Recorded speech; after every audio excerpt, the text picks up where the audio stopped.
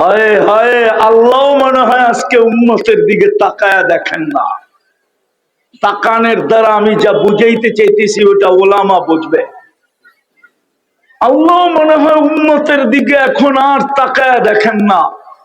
যদি তাকায়া দেখতেন তাইলে একজনের জন্য ফেরেশতা পাঠাইলেন 30 লক্ষ চ্যানেলটি সাবস্ক্রাইব করে আমাদের সঙ্গেই থাকুন। জন্য কেন ফেরেশতা পাঠান না?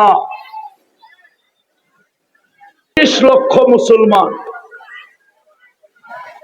কোথায় ফেরেশতা? আজ পর্যন্ত তো ফেরেশতা দেখলাম না। হুজুররা দেখছে কিনা আমি জানি না, আমি তো দেখি নাই। কি আপনারা দেখছেন ফেরেশতা? হ্যাঁ,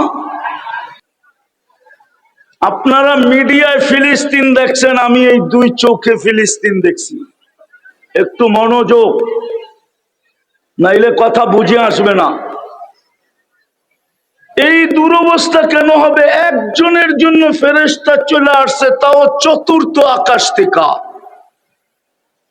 প্রমাণ চান? প্রমাণ কিতাবে লেখা আছে, ওলামা কিতাব উঠাইলে পাবে।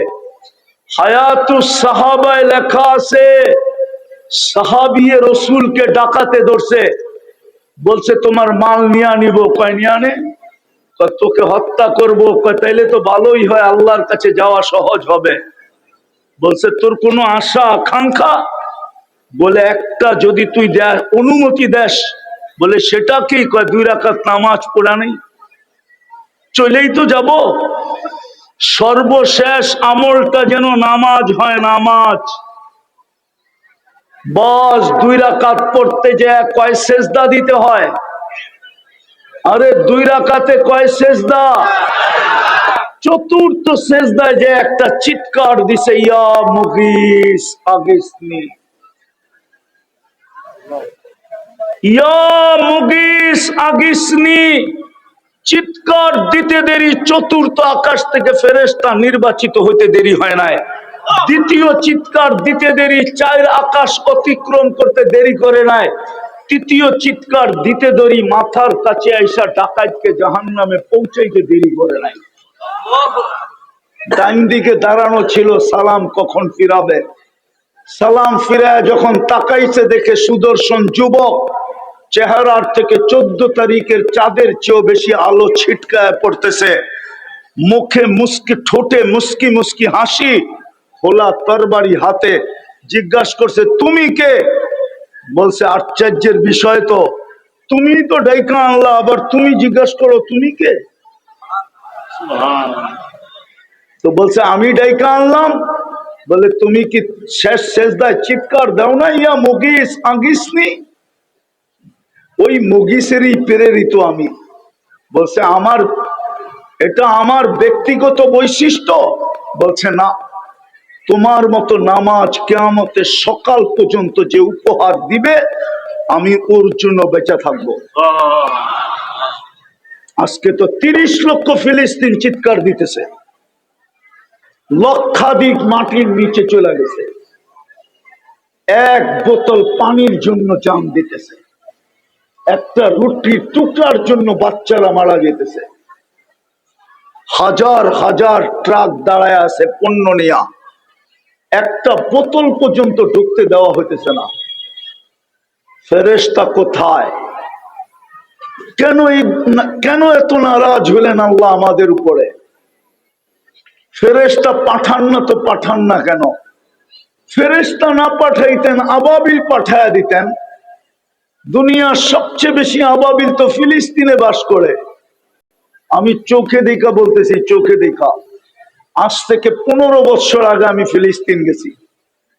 আমি চিনি ইব্রাহিম আলাইহিস সালাম কোথায় ঘুমাইতেছে, আমি চিনি মুসা আলাইহিস সালাম কোথায় আরাম করতেছে, আমি চিনি মুসা আলাইহিস সালামের শ্বশুর কোথায় আরাম করতেছে, আমি চিনি মুসা আলাইহিস সালামের শিষ্য ইউশা বিন নুন আলাইহিস সালাম কোথায় ঘুমাইতেছে, আমি চিনি 70 জন নবীরা কোথায় কোথায় ঘুমাইতেছে।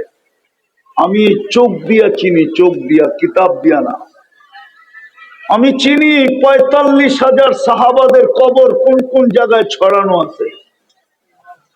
আমি চিনি জাফর ইবনে আবু তালেব কোথায় শুয়ে আছে। আমি চিনি যায়েদ ইবনে হারেসা কোথায় শুয়ে আছে, আমি চিনি আব্দুল্লাহ ইবনে রাওয়াহা কোথায় ঘুমাইতেছে রাদিয়াল্লাহু তাআলা আনহু। ওই জমিন, যেই জমিনে ১৬ লক্ষ নবীদের সম্মেলন হয় মেরাজের রাত্রে, কোন রুহানি সম্মেলন না, সশরীরে সম্মেলন।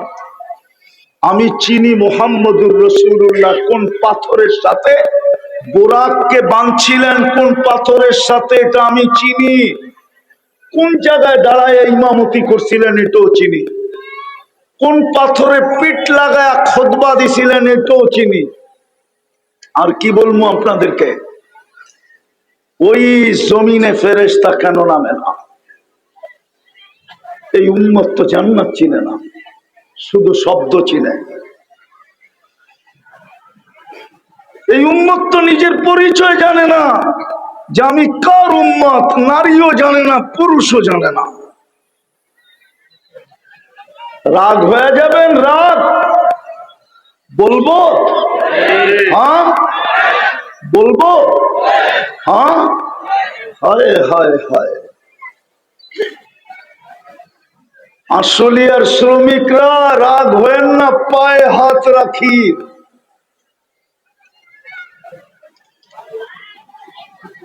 যা কিছু এই আশুলিয়াতে বিক্রি হয় গার্মেন্টসের, সব যেগুলা বিদেশে পাঠাইতে পারে নাই ওইগুলা কি অপশনে বিক্রি করে আপনাদের কাছে বিক্রি করে, ওইগুলা পাই খুশি হয়ে গেলেন। শুধু জান্নাতের শব্দটা জানি, জান্নাত চিনি না। নারীর চালচলনও তো বলে না ও জান্নাত চিনে না, যুবকের চালচলনও বলে ও জান্নাত চিনে না। অথচ আল্লাহ তো বলে ইন্নাল্লাহ আশতারা, আল্লাহ তো বলে আমি কিনতে চাই তোকে। এতক্ষণ পরে দলিল দিলাম, আল্লাহ তো বলে তোকে আমি কিনতে চাই, কিন্তু নিজেকে সোনা তো বানা। তুই তো উম্মতে মুহাম্মদী, তোরে তো আমি জান্নাতের জন্যই উম্মতে মুহাম্মদী বানাইছি। এই উম্মত তো জান্নাতের জন্য তৈরি। এই উম্মত যদি জান্নাতের জন্য তৈরি না হইতো, তাহলে মুহাম্মদুর রাসূলুল্লাহকে আগে কেন জান্নাত দেখাইলেন? দুনিয়ার নিয়ম তো এটাই, বাড়ি যদি বানাইতে দেওয়া হয় কাউকে, সে বাড়ি কমপ্লিট করে বাড়ির মালিককে ডাকে যে চাবি নেওয়ার জন্য আসেন, আগে দেখেন, ওকে করেন আপনার ডিজাইন মতো হইল কিনা। ওকে করার পরে আমি আপনার হাতে চাবি বুঝাইয়া দিব। আর যদি আপনার পছন্দ না হয়, ডিজাইন মতো না হয়, তাইলে চাবি নেওয়ার আগ পর্যন্ত আমার কাছে ক্লেম করতে পারবেন। আমি ইচ্ছা হইলে ডিজাইন চেঞ্জ করে দিব, পরিবর্তন করে দিব, কিন্তু চাবি বুঝা নেওয়ার পরে আর আপনি আমার কাছে ক্লেম করতে পারবেন না। আল্লাহ মনে হয় বন্ধুকে এই জন্যই ডাইকা নিয়ে গেছেন, বন্ধু জান্নাত আপনার জন্য আর আপনার উম্মতের জন্য আমি বানায় ফেলছি, আইসা একটু দেখা ওকে করে দেন। এই জন্যই তো ওনাকে নিয়ে গেছেন, অন্য কোন নবীকে তো জান্নাত দেখান নাই, সবাইকে শুনাইছেন, দেখান নাই। বন্ধুকে নিয়ে দেখায় দিয়েছেন, ওকে করেন। বুঝা গেল এই উম্মত জান্নাতের জন্য। কুরআনও বলে ইন্নাল্লাহ আশতারা মিনাল মুমিনিনা আনফুসাহুম ওয়া আমওয়ালাহুম বিআন্না লাকুমুল জান্নাহ। আল্লাহ বলে তোকে কিনতে চাই জান্নাত দিয়া, কিন্তু শর্ত হলো সোনা বানা। আল্লাহ সোনা বানাইতে হলে কি করতে হবে? রহমতের ছোঁয়া লাগতে হবে। রহমতের ছোঁয়া লাগাবো তো লাগাবো কি করে?